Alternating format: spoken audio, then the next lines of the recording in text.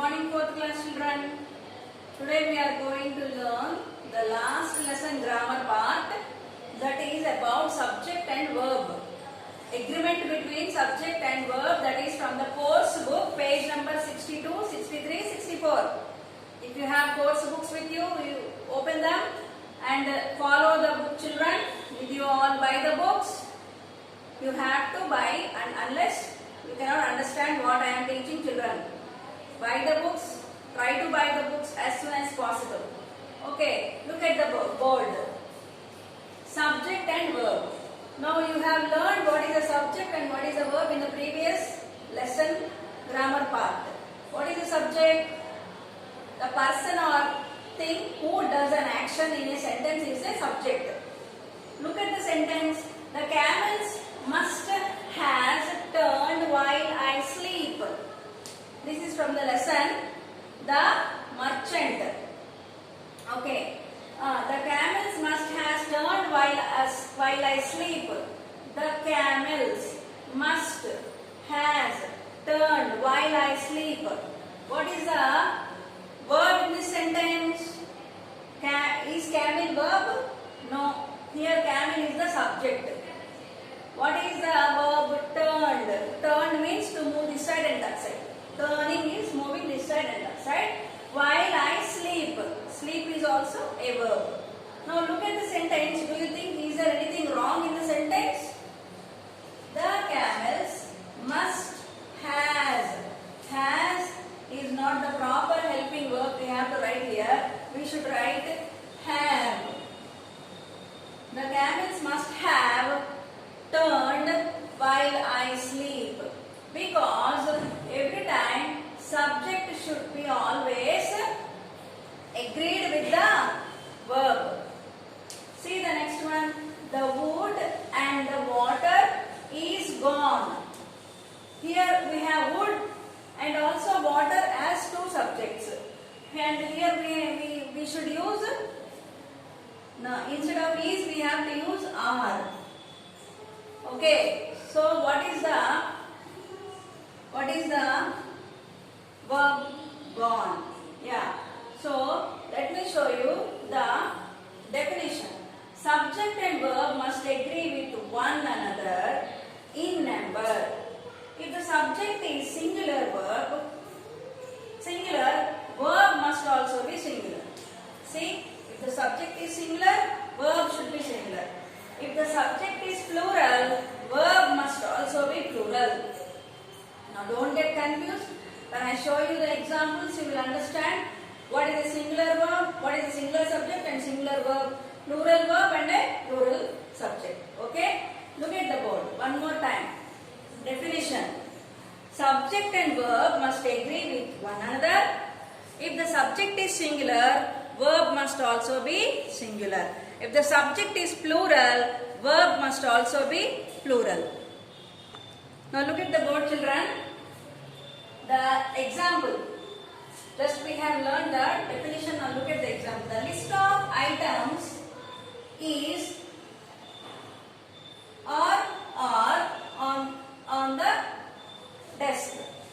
We have to use is or this are. What should we use? Now let us see what is the subject in the sentence. The list of items. What is the subject in the sentence? Here we are talking about the list. Is list plural or singular here? List is singular, but items is plural. So the first subject will be considered according to the about the verb. So if the first subject is singular, the verb also should be singular. Here is and are what are they? Auxiliary verbs, helping verbs. So we have to use what is, first of all, whenever we are writing a sentence, we have to see what is the subject and what is the verb. Do you think, is there any verb in the sentence? No, there is no main verb in the sentence. There is a verb which is a helping verb, is and are. Which one should we use here? See the book, see the board. The list of items. Now we have to see the first subject. List, is it singular or plural? List is singular. So we have to use is or are. Yes, is. Now let me write. The list of items. Do not consider items, though it is plural, we have to consider the first subject. So we have to write is. The list of items is on the desk. Is on the desk. Right. Second one. The pot of eggs is boiling on the stove. Here also, what should we use? Here what is subject? Pot or eggs? We have to consider the first subject. Here we have two subjects. The pot of eggs. Main, we also have a main verb here, but we have the blank is or are. Which one we should select? Again we have to consider the first subject, the pot of eggs. So it is a singular verb, singular subject. So we have to use singular verb only. So what should we write? The pot of eggs is boiling on the stove. Is boiling on the stove. Okay children, did you get? Now once again let me remind you. Whenever we are reading a sentence, first of all, in order to see the agreement between the subject and the verb, we have to identify what is the subject in the sentence and what is the verb in the sentence. Look at the first sentence. The list of items on the desk is or are. What did we write here? Is. Why did we write is as a singular verb? Because we have to consider here list as the subject. What is list? Subject. List is the subject. So we also have items as the second subject, but we have to consider the first subject. Right children? Let me show from the book and tell you more examples children. Look at the book children. The subject here is pot. This is the pot of eggs. See here eggs are boiling in this pot. So what did we write on the board? The pot of eggs is boiling on the stove. Though there are many eggs in the pot, we should not consider the eggs as a plural subject. We have to consider the first subject which is singular. So we have to use is. See the green color word is the first one. Pot is the subject and is the helping verb. The subject here is pot. All the eggs are in one pot. All the eggs are in one pot. So pot is singular here. Therefore the verb is also singular. Pot is singular, so verb also singular. Read these examples too. Look at these examples. What are these? This boy is keeping in front of him many laddus. Here is a plate of laddus. My favorite sweet is laddu. Though there are many, he is talking about here sweet, which is a singular subject. So we got singular verb. Here look at the second sentence. Laddus, singular or plural? Yeah, because it is a plural subject, the verb also should be plural. Okay? Laddus are my favorite sweet. Here we have a singular subject, favorite sweet. He did not say sweets. He said sweet.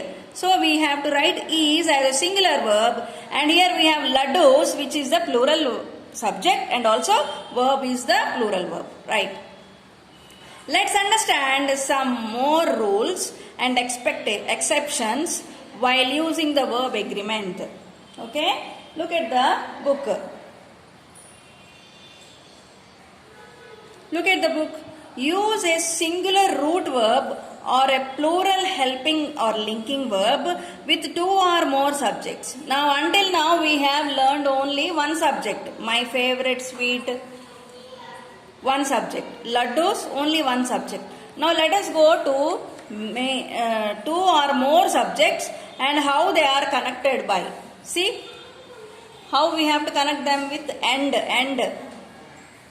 The dog and the cat. Here we have dog and cat. Play with each other. Though we have two subjects here, we have to use singular verb only because there is an exception. Look at the book, children. Use a singular root verb. We have to use a singular root verb. Play. It's a root verb. Why? Though there is a plural helping verb and two or more subjects. We have two or more subjects here. Dog is one subject, cat is another subject. But still we have to use play because they are connected by and. And we wrote and. That's why we have to write root verb. That's why we wrote here the dog and the cat play with each other. Next one. Sita and Geeta are sitting and talking. Here we are using Sita and Geeta are sitting and talking. Next. Tom and Jerry are Disney characters. Tom and Jerry are Disney characters. Here we have got singular, though we got two subjects, here we wrote singular root verb and here we got plural linking verb. Linking verb is also called auxiliary verb or helping verb. What are the helping verbs? Do you remember? Is, are, was, were, am, has, have, been. Do you remember, children? These are the helping verbs. So remember the rule, children. It is a rule. Here they said rule, no? What is the rule? We have to use single root verb in some sentences because we are using and in some sentences we have to use are. Why? Are as a helping verb because it's a rule. Next one. Another rule. The verb should agree with the first noun in the subject. Here in these two sentences, what is the verb? The colors of the rainbow are beautiful. Here are is the verb, helping verb. Colors is the adjective. So the colors of the rainbow are beautiful. Here colors is plural word and verb is also plural. The captain along with his players is happy. See, the captain is there. The blue color letters are the subjects, children. And the black color words are, the blue color words are subjects. The black color words are the verbs, helping verbs. So here captain is singular. So we have to write singular verb only. Singular subject, singular verb, plural subject, plural verb. Next, second rule. When the subject has a singular noun followed by a plural noun or vice versa and is joined by or nor, the verb is for the part that is near the verb. Don't get confused, I'll show you. The mother or the kids go to buy fruits. Here we have kids as the plural subject and we have to use go to buy fruits. The verb for that part is near the verb. The kids nor the mother goes there to buy fruits. Okay, next rule. Use singular verbs with uncountable nouns. Whenever we are writing uncountable nouns, we have to use singular verb only. Like example, all the paint is spilled. Paint is a uncountable noun. You cannot count the paint. So we have to use is as the, which is a singular verb. Next, milk is their favorite drink. Milk, we cannot count milk. So again we have to write is, which is a singular verb. Next rule, children. Use a singular verb with distances. Singular verb is used in distances, in time, in uncountable nouns. Singular verbs are used in uncountable nouns, in counting distances, time, periods, money. So singular verb is used in all these situations. For example, 3 kilometers is too far to walk. So kilometers is a plural word, but still because it is a This tense we are talking about, so we have to use is as a helping verb. We cannot use are because there are 3 kilometers. No, we have to use is. 1,000 rupees is too much for this boy. Though we are talking about plural word, plural subject, we cannot use are here. We use only is. That is the rule here, rule. Next rule. Some nouns which name groups, family, club, class, team, army, take plural root verbs and singular helping verbs. Here we have plural root verbs and singular helping verbs. See, the club is meeting today. Plural root verbs. Here we don't have a plural root verb. Here we use only singular root verb. Club. The club is meeting today. Next, my whole family laughs a lot. Here we have plural root verb. Isn't it? Laughs. Next, athletics is a collection of sports. Here we have studied, no? If you are talking about a team, take plural root verbs. Athletics is the subject. It's a plural root verb, but we have to write singular helping verb. And again, mathematics is a plural root verb, but still we have to use, here we are using makes, which is a plural root verb. Because some nouns, news, politics, are in plural form, but are singular in meaning. See, news, though we say news, it is plural in sound, but it's singular word. Like politics, news, are in plural form but are singular in meaning. These are also followed by a plural root verb or a singular helping verb, like this only. Last rule, last but one rule. Titles of books, movies, novels are treated as singular and take a singular verb only. See, crudes, though it is ending with S form or plural word, Crudes is a funny animation movie. Alibaba and the 40 Thieves is a wonderful story book. Each of these Jews, look at the last one. Each of these juices is very tasty. Each of these juices is very tasty. Everybody knows Sachin Tendulkar. Everybody is the subject, knows is the singular verb. Juices. Each is the subject here. So, is the singular verb. Indefinite pronouns are followed by singular verbs. This is an indefinite pronoun. Do you remember? Everybody, nobody, somebody, anyone, each, many. These are all, what are they? Yeah, indefinite pronouns. So, in the next class, we are going to write activity book, children.